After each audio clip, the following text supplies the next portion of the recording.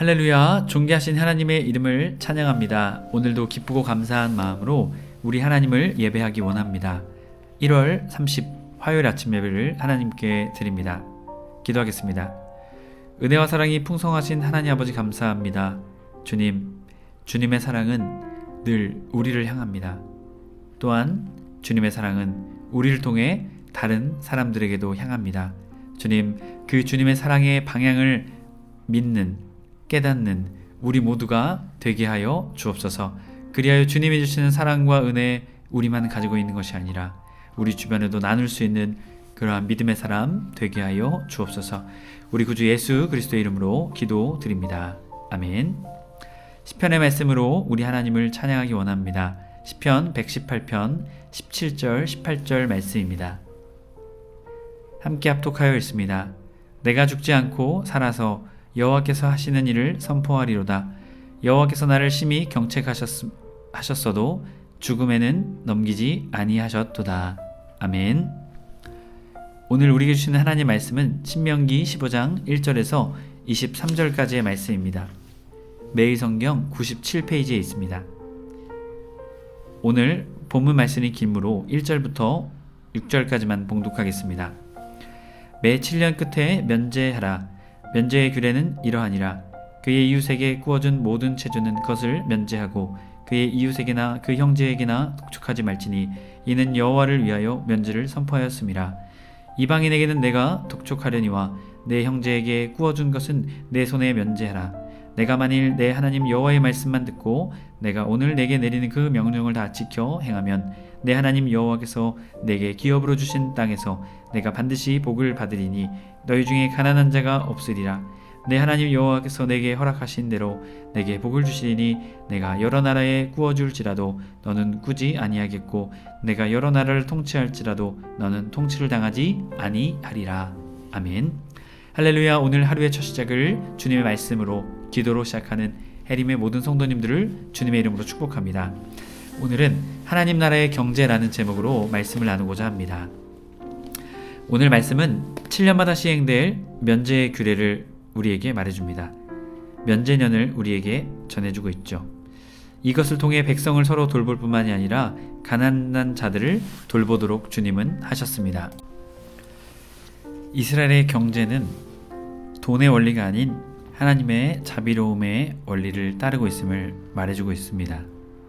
1절부터 7절까지 말씀은 매년제에 관한 규례를 말하죠. 1절 매 7년 끝에는 면제하라.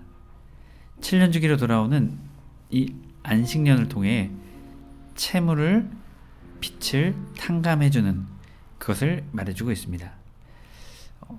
출애굽기와 레위기, 출애굽기 23장에서 레위기 25장에서는 땅의 안식에 관한 규례를 말하고 있지만 이 빚에 관한 것, 이것은 신명기에서만 말해주고 있습니다.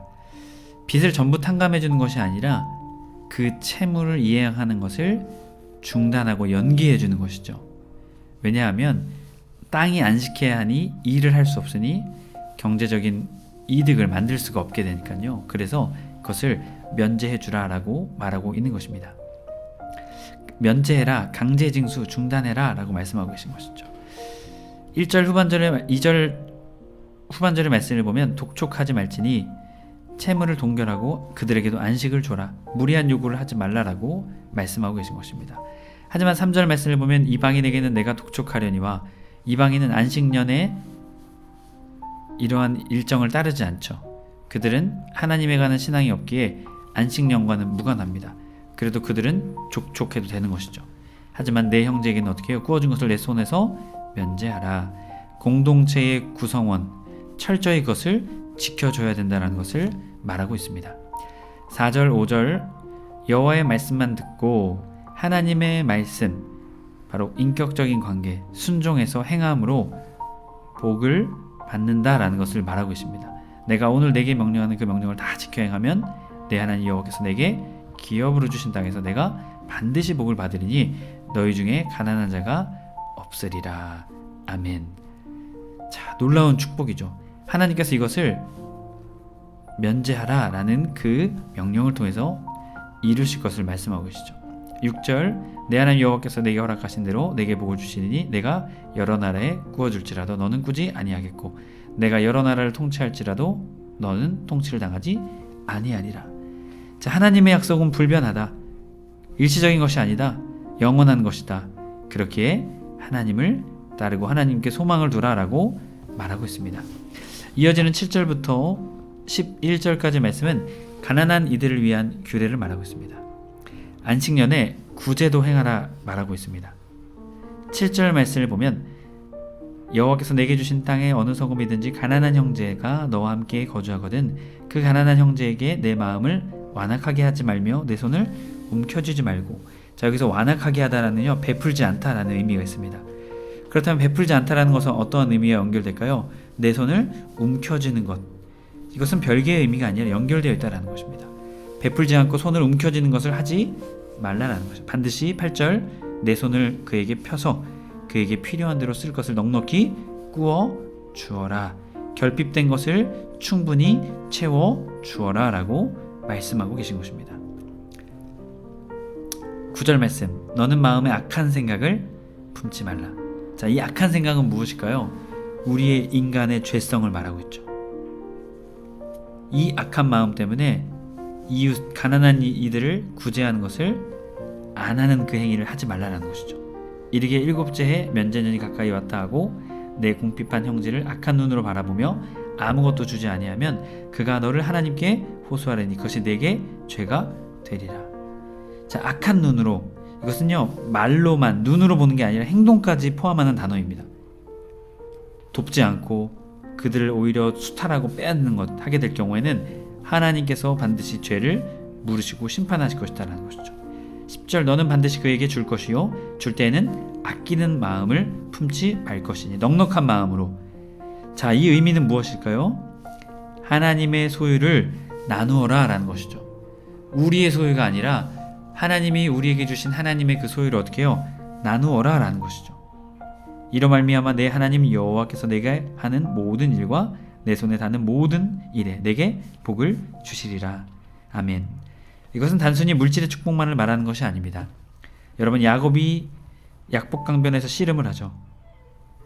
복을 달라고, 자신을 축복해 달라고 말을 하죠. 그 삶 이후에 그는 다리를 절게 됩니다. 하지만 그는 어떻습니까? 물질이 생겼습니까? 그렇지 않죠. 하나님을 향한 지식과 하나님을 더 깊이 아는 그의 삶이 되게 되죠. 그는 진정한 축복을 받게 되는 것이죠.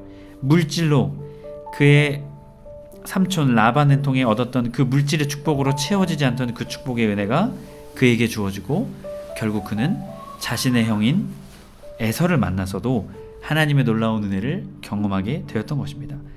그렇기에 단순한 물질의 축복만을 말하는 것이 아니죠. 하나님이 주시는 평안, 참된 축복을 또한 우리에게 주시겠다 말씀하십니다. 11절 땅에서 언제든지 가난한 자가 그치지 아니하겠으므로 내가 내게 명령하여 이르노니 너는 반드시 내 땅 안에서 내 형제 중 곤란한 자와 궁핍한 자에게 내 손을 펼치니라. 곤란한 자, 고통당하는 자, 궁핍한 자, 결핍당한 자, 가난한 자, 그들을 도와야 한다는 것이죠. 이것은 우리의 것을 나누는 것이 아니라 하나님의 소유, 하나님이 주신 하나님의 그 소유를 나누는 것입니다. 흘려 보내는 것이죠. 여러분, 그러한 하나님의 축복을, 하나님의 소유를 이웃에게, 가난한 이들에게 나눌 수 있는 그러한 믿음의 사람 되길 주님의 이름으로 간절히 축복합니다. 이어지는 12절부터 18절까지 말씀은 히브리 종과 관련된 규례를 말하죠. 같은 동족의 종을 말하고 있습니다. 그들을 해방하라 라는 것입니다. 노예로 여기지 않고 형제로 여기라라고 말하고 있죠. 이것은 어떠한 은혜를 우리에게 주신 것일까요? 같은 하나님의 자녀다라는 것입니다. 13절 그를 놓아 자유하게 할 때에는 빈손으로 가게 하지 말고. 그에게 자유를 줄 뿐만이 아니라 어떻게 해요? 빈손으로 가게 하지 말라. 여러분, 만약 종이 그대로 가게 된다면 다시 종으로 살 수밖에 없겠죠. 하지만 자유하게 할 때는 그가 그동안 섬겼던 것을 생각하고 그가 다시 종된 삶을 살지 않고 삶의 기반을 다질 수 있는 수준으로 그를 어떻게 해요? 가지고 갈 수 있게 하라라는 것. 자유인으로 살아갈 수 있게 하라라는 것입니다. 14절 내 양무리 중에 타작마당에서 포도줄 틀에서 그에게 후히 줄지니 곧 내 하나님 여호와께서 내게 복을 주신 대로 그에게 줄지니라. 아멘. 앞선 말씀과 똑같죠. 하나님이 우리에게 주신 하나님의 소유를 나누는 것입니다. 여기서 후히 줄지니는요, 원어는 목걸이를 만들다, 예우하다, 풍성하게 하다 라는 것입니다. 정상인으로의 삶을 살 수 있도록 그에게 채워 주어야 한다는 것이죠. 하나님이 주신 대로 주어라. 우리의 모든 것이 하나님의 것이니 그들에게 풍족할 만큼 채워 주라 라는 것입니다. 15절, 너는 애굽 땅에서 종되었던 것과 내 하나님 여호와께서 너를 속량하셨음을 기억하라.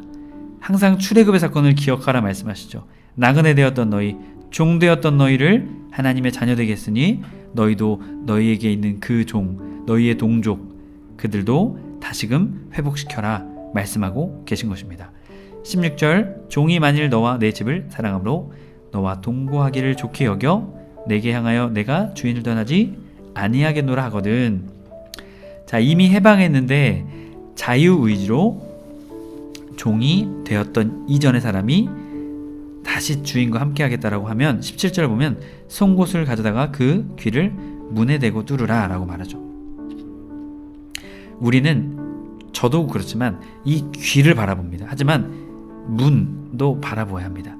귀는 순종이라는 의미가 있고 문은 주인의 것, 주인의 집이라는 의미가 있습니다. 두 곳의 흔적이 남게 되는 것이죠. 다시 종으로 살아가겠다는 그 종의 귀와 주인의 집의 문, 이 두 곳의 흔적이 남게 되는 것입니다. 여러분, 이것은 어떠한 의미를 우리에게 전해줄까요? 여러분, 우리도 마찬가지입니다. 우리도 예수님을 믿고 하나님의 나라의 시민으로, 하나님의 나라의 사람으로 살아가는 우리의 삶에도 흔적이 남게 된다는 것이죠. 우리의 귀와 문에 말이죠. 그리고 우리는 전적으로 주님을 따라 살아가는 주님의 백성이 되는 것입니다. 저와 여러분이 그 믿음을 가지고 우리도 예수님을 따라, 예수님 믿고 우리 안에 그 흔적을 가지고 하나님의 나라의 시민답게 가난한 자, 어려운 자, 또한 우리의 믿음의 동족, 우리의 믿음의 동역자들을 함께 세워나가는 저와 여러분의 삶이 되길 주님의 이름으로 간절히 축복합니다. 18절, 그가 여섯 해 동안 품꾼의 삭을 배나 받은 만큼 너를 섬겼은즉, 이미 그 종을 통해 너도 하나님의 복을 많이 받았기에 너가 그를 섬겨라 라고 말씀하고 계신 것이죠. 해림의 성도 여러분, 우리는 주님이 주신 하나님의 소유, 하나님의 축복을 우리 동역자들과 함께 또한 나눌 수 있는 우리가 되어야 될 줄 믿습니다. 하나님께 받은 사랑, 또한 출애굽했던 그 역사처럼 우리도 죄 가운데서 하나님의 자녀가 되었던 그 역사를 기억하며 하나님의 은혜를 나누는 저와 여러분의 삶이 되길 축복합니다. 이어지는 19절부터 23절까지 말씀은 첫 새끼에 관한 규례를 말하죠. 19절, 내 소와 양의 처음 난 수컷을 구별하여 내 하나님 여호와께 드릴 것이니 내 소의 첫 새끼는 부리지 말고 내 양의 첫 새끼는 털을 깎지 말고. 자, 이것은 앞선 말씀과는 다른 내용처럼 보이지만 그렇지 않죠. 출애굽한 그 이야기를 우리에게 들려주고 있습니다. 생명의 주인이 하나님이십니다 라는 것을 보여주죠. 소의 첫 새끼를 부리지 말고 내 양의 첫 새끼는 털 깎지 말라라는 것은요, 경제적인 활동, 경제적인 수익을 행하지 말라라는 것이죠. 온전히 구별하여 하나님께 온전히 드리라라는 것입니다. 출애굽하며 하나님께서 첫째 것들을 다 취하셨죠. 그리고 유월절 어린 양의 피를 바른 문설주에 바른 집들, 이스라엘 백성들의 첫째들은 하나님께서는 그 생명을 거두지 않으셨습니다. 하지만 그 첫 것도 다 하나님의 것이라 하나님께서 말씀해 주셨습니다. 그렇게 바로 그 신앙이 여기에 있는 것이죠. 처음 난 것, 그것은 다 주님의 것입니다. 아니, 더 나아가 처음 것도 주님의 것이니 이 전부도 다 주님의 것입니다 라는 믿음의 고백이 있는 것입니다. 저와 여러분이 우리의 첫 번째 것 뿐만이 아닌 우리의 전부가 주님의 것임을 믿고 주님께 기쁜 마음으로 우리의 삶, 우리의 모든 것을 드릴 수 있는 그러한 믿음의 사람 되길 주님의 이름으로 축복합니다. 21절, 그러나 내 그 짐승이 흠이 있어서. 자, 우리도 하나님께 나아갈 때는 죄가 있게 되면 어떻습니까? 흠이 있게 되는 것이죠. 예수 그리스도의 피로 어떻게 해요? 씻고 나아가야 된다는 것입니다. 흠이 있는 것은 하나님께 드리지 못합니다. 그렇기에 흠이 있는 것은 주님께 드려서 안 되겠죠. 우리 하나님은 거룩하십니다. 존귀하시기에 최상의 것을 하나님께 드려야 된다라는 것입니다. 이어지는 22절 내 성 중에서 먹되 부정한 자나 정한 자나 다 같이 먹기를 노루와 사슴을 먹은 같이 할 것이요 오직 피는 먹지 말고 물같이 땅에 쏟을지니라. 왜 그럴까요? 피는 생명의 주인인 하나님께 돌려야 되기 때문이죠. 만약에 피를 먹는다면 하나님을 무시하는 태도를 보이는 것입니다. 그렇기에 생명의 주인이 주님이심을 고백하며 처음 난 것, 첫 것, 우리의 소중한 것을 항상 주님께 드릴 수 있는 하나님의 나라의 경제의 사람, 그 믿음의 사람 되길 주님의 이름으로 축복합니다. 기도하겠습니다. 은혜와 사랑이 충만하신 하나님 아버지 감사합니다.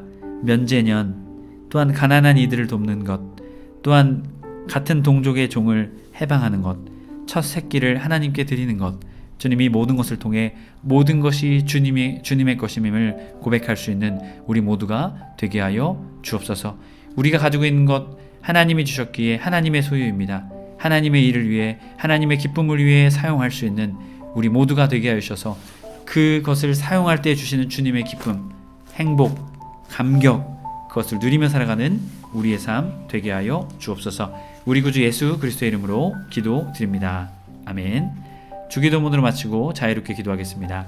하늘에 계신 우리 아버지여, 이름이 거룩히 여김을 받으시오며 나라 임하옵시며 뜻이 하늘에서 이룬 것 같이 땅에서도 이루어지이다. 오늘날 우리에게 일용할 양식을 주옵시고 우리가 우리에게 죄 지은 자를 사하여 준 것 같이 우리의 죄를 사하여 주옵시고 우리를 시험에 들게 하지 마옵시고 다만 악에서 구하옵소서. 나라와 권세와 영광이 아버지께 영원히 있사옵나이다. 아멘.